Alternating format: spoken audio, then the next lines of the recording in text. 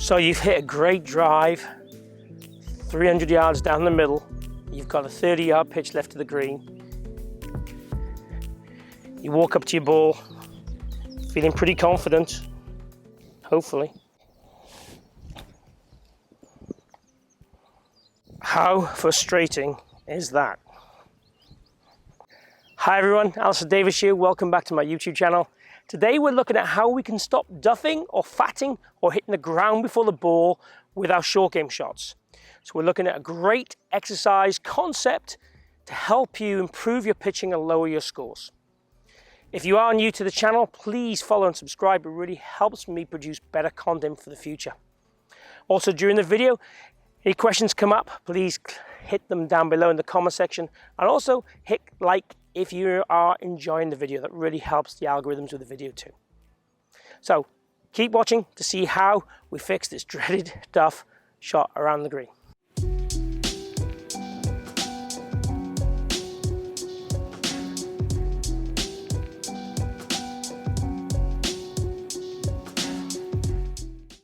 So one of the things people hate is hitting the great drive or great two shots in the par 5 and then wasting a shot by thinning it through the back or duffing it just short of the green. So today I want to give you a couple of key things that are going to help you produce better shots. So a couple of drills and a couple of concepts that are going to help this happen all the time. So we all hate hitting duff shots around the green. So today we're going to give you the answers and some great concepts and some great drills to stop you hitting duff shots around the green and make sure we are more successful, therefore lowering your scores.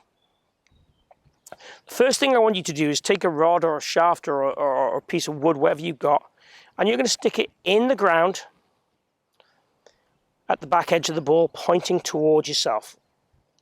Okay, just like that. Now, when you take your address position, let's get this a tiny bit higher, so adjust it to suit you, obviously your arc and play. When you take your address position, if that ball is dissected by the rod, my head's too far back. I want that rod to be behind the ball. And I want it to stay behind the ball throughout the whole swing.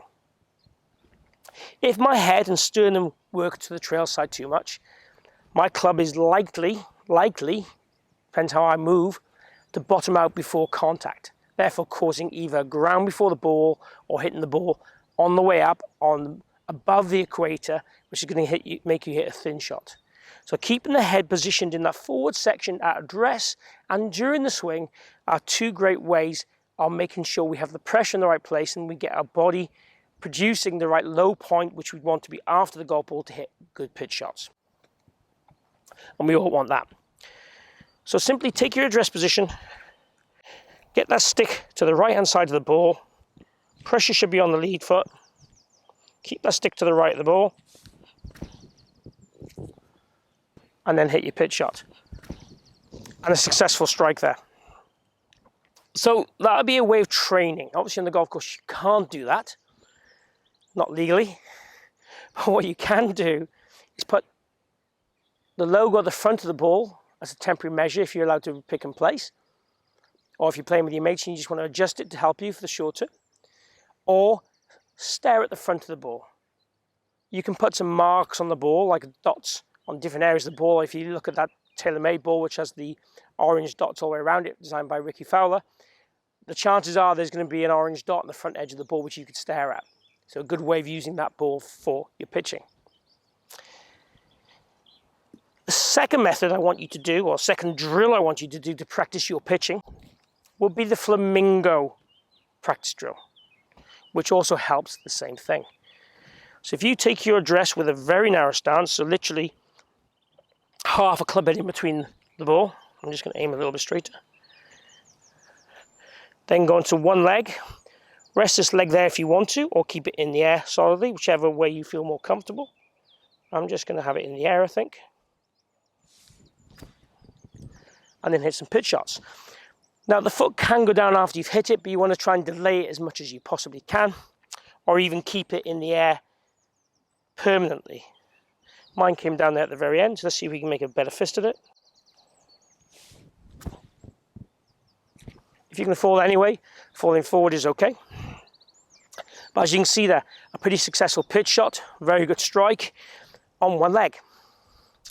So what it makes you do is, obviously, if my weight, my body is side bending backwards, I won't be able to stay in that one leg. So it creates more stability, and it creates a low point that is more after the golf ball. So it does those two things that we want to see in pitch shots. Those two things are going to help you in pitch shots no end. Now, I've got other videos where I talk through the other mechanics, the movement of the body, the movement of the wrist, and so on. Check those out if you're looking for that. This is really a quite straightforward, quite simple way of setting up to the ball, maintaining your head in the right position. There is a weight shift in pitching. You are going to shift your weight to the trail side, but I don't really want you to do it too much with your upper body. I want you to feel you just do it by shifting pressure.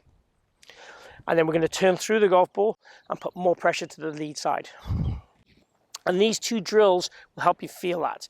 And if you find them particularly difficult, there's a good chance your weight is too much on the trail side. Now, if you were going to try and hit a lob shot, we'd want the weight to be more even for sure, and the head to be more normal for sure. This is for your standard pitch shot where we don't need massive immediate height. This is going to be the one that's going to be pitching mid-height, bit of check ideally, or a little bit of release depending how good your clubs are, how good your balls are, and how good the surfaces are you're playing off as well. And then there is a slight human error. Slightly too high in the face, you won't get any spin anyway. So all those things are factors. But this will guarantee you good contact and stop you hitting the ground before the ball. If you can do these things well and you hit the ground before the ball, it means your wrist action is very, very active.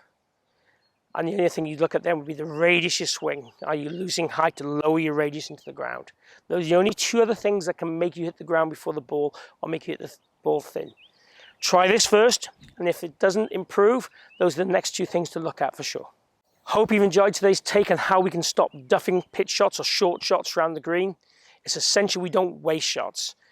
If you're going to score well, driving it well, pitch and chip it well and putt well, and have a mediocre iron game would be the kind of secret.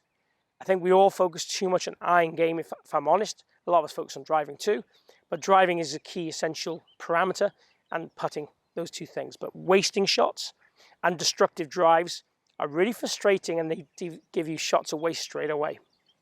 So it's important you get this part of your game sharp. If you have any questions or comments, please post them down below, and even requests for videos. Also, if you've enjoyed the video, please click like and share the video. It really helps the algorithms, it helps my videos get found. So I really appreciate if you could do that. Also, if you haven't already followed or subscribed, hit my logo down the bottom corner, join me on my journey, and let me help you improve your golf. So thanks for tuning in today. Hope to see you here very soon.